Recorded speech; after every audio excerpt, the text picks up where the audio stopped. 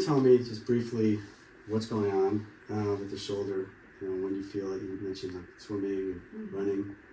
My bicep has felt super tight for a while, and then when it pulls really tight, it makes this part of my shoulder hurt, like the bicep tendon there. And I find it's particularly bad running, going like this, and doing backstroke when in that spot there is also where it really hurts. Yeah, and it's been getting worse. Okay, all right. So I'm going to start with some tests. Okay, hold this up. I'm going to push down. I want you to look at the lines. Try it again. Here. Try it again. Okay. That just tells me that she's testable and I can actually trust muscle tests in this case. So let's go up and I'm just going to test some muscles. So hold your arm here. I'm going to push down. That's good and strong. Pull back as well, and that's not. Okay, so that's a double test. Basically, it's a more accurate test for finding all the fibers in the long head of the bicep that's not able to engage fully. Look at the X while we're doing the same thing. Okay, don't let me pull, don't let me push. That doesn't help. So it's probably a pain receptor in the joint of the shoulder or something like that. So we'll find out. Let's just try a few others. Hold here, don't let me push down and away. Okay, so that's the coracobrachialis, and that's also weak. And so I'm going to go up the chain as well to the anterior delta. Hold here, don't let me push. And that as well is weak. And she's pretty strong. So, it's not about strength, it's about the muscles are not able to fully engage. So there's a whole line of muscles here. The tricep is hypertonic, meaning it's overfiring. And it's possible that that's inhibiting all the flexors. So I'm going to try, I'm just going to put some pressure around the shoulder joint itself. Okay, and hold here and don't let me push. Okay, and don't let me push. And don't let me push. And just putting pressure on the shoulder allows all those muscles to engage. So it tells me something's going on in there. So now what we're going to do is we're going to go into what I call diagnostic mode. Okay, hold here. Okay, and hold again. Okay. And what I just did is I just made, hold here, all the muscles in your body weak. Don't try this at home. Okay, so whatever I test, everything's going to be weak. That allows me to then figure out what's going on. So I can use a different muscle. So hold here. If I go to the AC joint and put some pressure, it strengthens. So that tells me there's something going on right there. Hold here. Okay.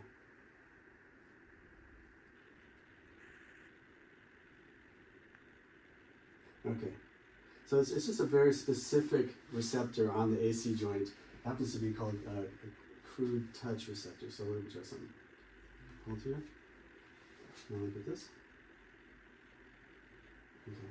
So I'm just using some PDTR just to kind of bring the system into what we call basic modes. Try this. Okay. So I just paired the receptor. There's a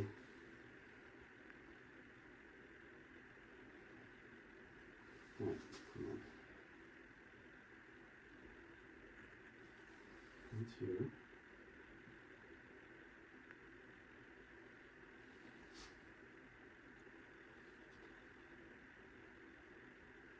Problem with this work is it's not that exciting to watch.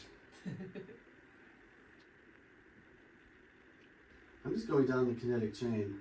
When I get to fourth finger, first knuckle, there's something there. Okay, so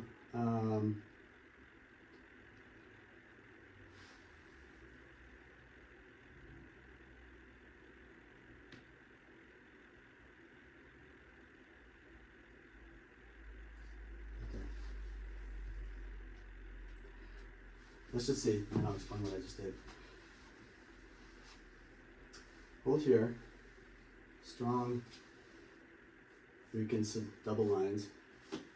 Hold here, don't let me pull, don't let me push. Strong, hold here, weakens to double lines.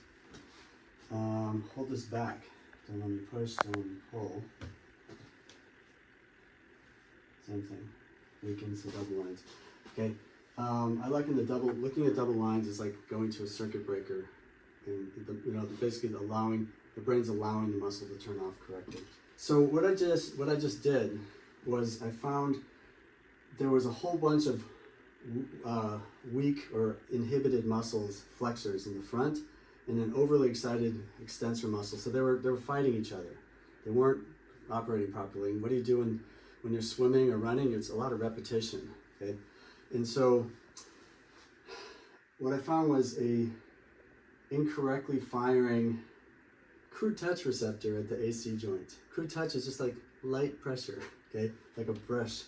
And then that was corresponding with a fine touch receptor on the knuckle of the fourth finger.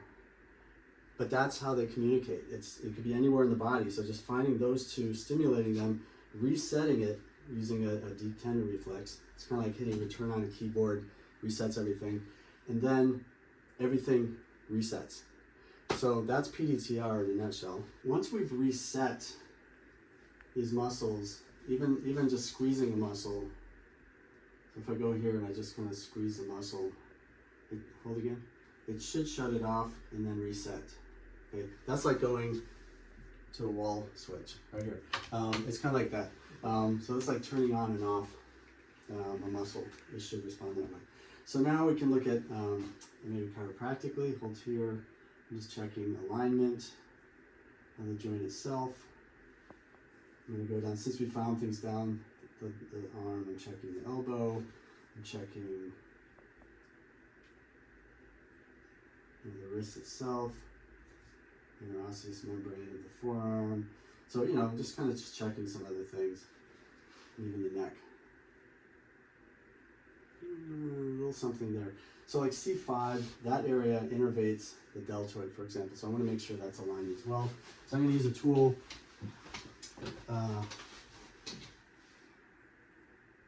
Just to do a little bit of an adjustment there.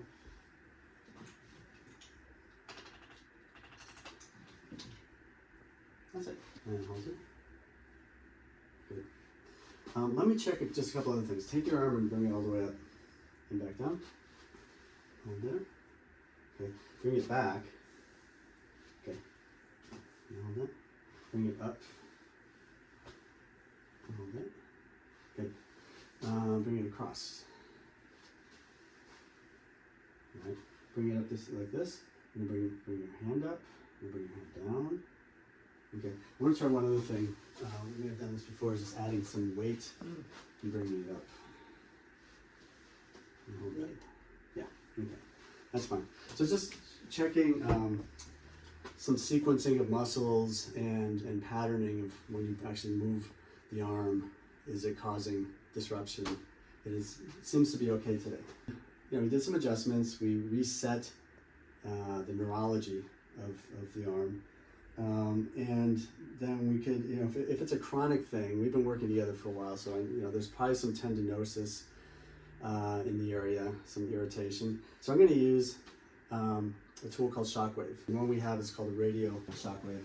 And what it does is it helps to break down scar tissue or adhesions. And so that's just structural. If there's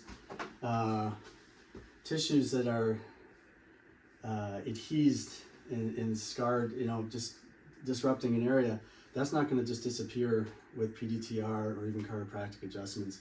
It might disappear eventually doing ART or different kinds of Graston or different kinds of ways of breaking down tissue, but it's a lot of work and causes a lot of bruising. This does not. The way a shockwave works is this particular one, it's physical, so it's kinetic energy. Basically, there's a little, they call it a little bullet in a chamber here that goes back and forth very quickly, and every time it hits the end, it hits a little membrane, and that just causes vibration, or basically it's a shock wave, a sound wave that comes through the head. The head does not move, but that sound wave goes through the body, and when in healthy tissue, it shouldn't feel like anything. When it hits up against scar tissue, it can be a little spicy. And so that's diagnostically how we find the areas to work, and then we work on those areas. You were just telling me some history in the shoulder, right? So in 2019, in late 2019, I had a rotator cuff repair, the supraspinatus, and the surgeon said at the time I had an extreme amount of scar tissue, some of the most scar tissue we'd ever seen. So much so that 11 months later, even after PT, I didn't have all my range of motion, and I had a second surgery just to remove scar tissue from this right shoulder. After which I got my range of motion back, but I'm prone to scar tissue. So let's see. I mean, this could be a classic case for using Shockwave. So let's just see what we find. Okay, this is just for gliding. Okay, they put in, it's basically the same stuff as it's for ultrasound gel. Okay. It's just an easy application. Okay, so I'm just going to come through over the area. We're going to around the shoulder into the pec, and down the bicep, and even into like interosseous muscle there. I'm going to start this. Okay, you're going to hear like little. Okay, each one of those is a shockwave. If we find something that's, I say, if we find something that's spicy, just give me a thumbs up. Okay. If it's too much, wave your hand. I'll stop. Okay. And then we want it to be tolerable, but we also want to find things, and we can adjust the treatment as well, so it's tolerable. Okay. So you ready? So I'm going to turn it on. You feel that? So since she's jumping immediately, I'm just going to bring it up a little bit to kind of ease her in. Okay. So it's more than the faster it is, it's like skipping a stone. I think of it that way. So it's more surface. Okay, so it's more for like trigger points. So we're going to start there. See, it's much faster. It's a little bit more tolerable, right? Okay, there. How about there? That's okay. Okay. So then we go to the anterior delts. A little bit there? A little bit. Right. It's also right up against the bone there. Yeah. The under part is a little. Yeah. I'm going to get into like the supraspinatus as well. So then the supraspinatus attaches in the front. So I'm going to kind of go to that attachment site. Yeah, I got thumbs up. Okay. That's another spot. Yeah. So it's kind of the attachment of the supraspinatus. So there might be some residual there. How do you say it feels right now? Oh, right now feels fine. Okay. Yeah. No. Okay.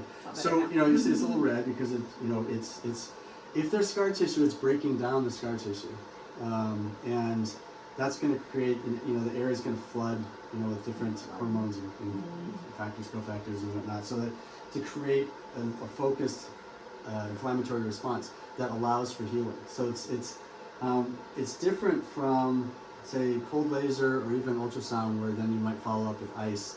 In Shockwave, they recommend following up with moist heat. Oh, okay. Moist heat and gentle stretching, so you're not just babying it. Okay. We could follow up with some tape as well. So let's just see. Hold here and then push. That's supraspinatus, and that's fine. So I'm just checking that too. We're going to follow up and just put some kinesiology tape on. What that does is it gives a little bit of decompression, allowing a little bit more space for lymphatic drainage and blood flow to the area, and some feedback through the fascia to the muscle to allow things to work a little more correctly. Okay, so I'm just going to start at the AC joint. I'm going to bring the muscle into a lengthened position, and then just bring it down along part of the deltoid that we worked. Okay, you can run with it, you can shower with it, you can stay on, you can swim with it, it can stay on for up to 3 to 5 days. If it's doing well, even up to a week before you need to take it off. And I always tell people to take it off slowly after a shower so that it comes off easily. Don't ever band-aid kinesiology tape. Like, don't ever just rip it off. Oh, yeah. Because that'll irritate skin. Otherwise, you're good. Okay? Okay. All right. Cool.